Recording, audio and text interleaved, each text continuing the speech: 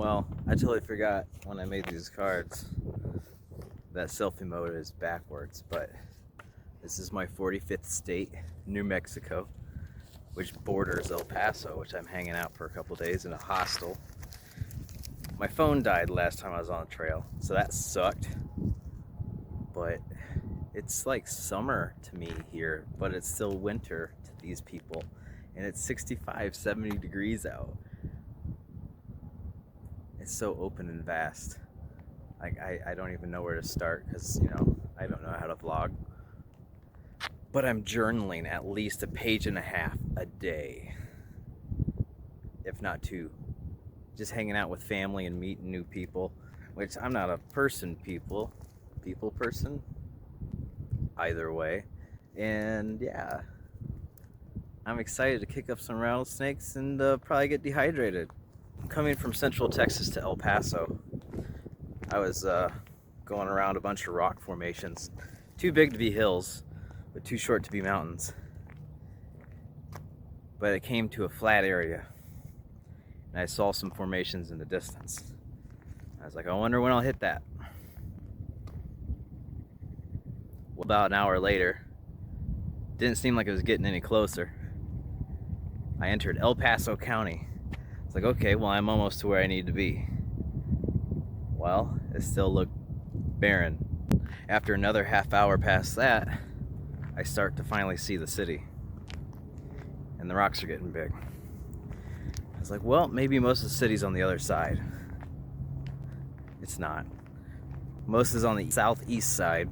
Rich people were on the west side, from my understanding. And all right, south is one of the Juarez towns in Mexico. So this mountain's surrounded by city, but you can't tell from 200 miles out. I'm gonna be hiking it today. Don't know how high I'll get, but I'll try to get some good pictures of the city from up there. It's really pretty at night because all the houses are flat and there's no skyscrapers or tall buildings, so it's just a ground of stars. So far, that's where the parking lot is. About a mile that way. The descent isn't too bad. Probably gets really bad up there. Drove over a couple cattle guards. I don't think I've ever done that before. I've always seen them. But it sounds really weird. Instead of deer crossing signs, there's cow crossing signs. It's really quiet, but you hear birds everywhere.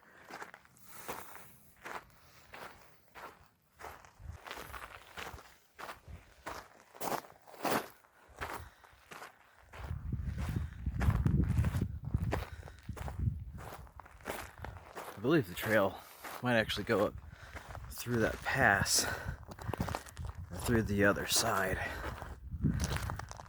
But I don't have equipment or the time for that.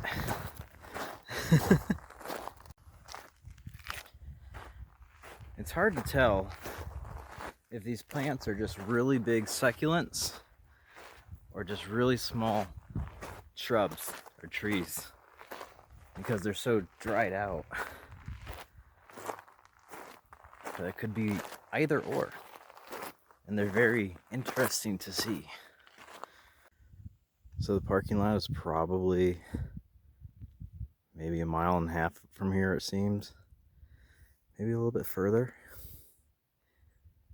It's just so quiet. Except for the birds. And peaceful. If it wasn't for the heat, I might actually like to live out here. I think there's a NASA base somewhere around here, like a testing site, and I kind of wonder if that's it. Because there's a big antenna, about 5 or 6 miles. But also, the White Sands National Park is near. And of course, the military has a missile testing base around there too. I don't believe these plants are yucca, or yucca, some people pronounce it. But they're very similar.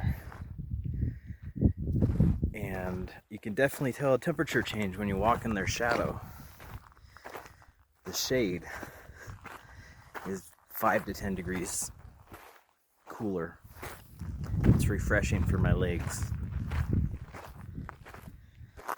Kind of curious how often these trails get washed out, since they're basically like a riverbed or a creek bed going up the hill. But there is some rock formations off the side that probably is an actual riverbed.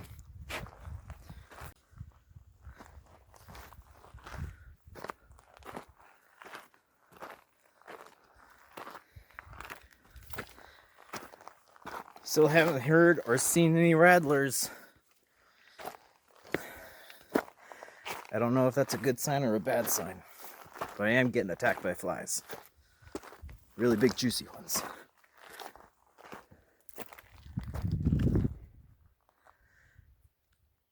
Hello. Well, I definitely think I was about to get into the mountains, but Google Maps says, as the way the crow flies, that's 3 miles away. So I'm going to turn back now because I have 2 other places I want to go today. And it's about noon here, so it's not even the hottest it's going to be. Woo! So, being in the Midwest, growing up at least, I always heard the joke about it's not so bad without the wind in the wintertime, and then in the summertime it wouldn't be that hot if it wasn't for the humidity. It's become kind of a stereotype to say that, but it's like 70 degrees, 75 degrees. It is dry, no cloud in the sky. It is slightly breezy, and I'm glad that I still have my thermal on. It is so comfortable. The animals out here must have really terrible nutrition standards, because all the turds that I've seen are really furry.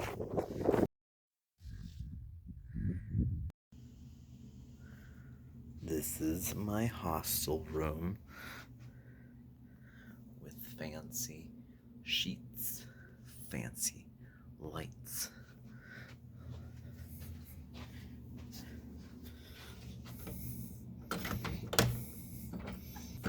There we go.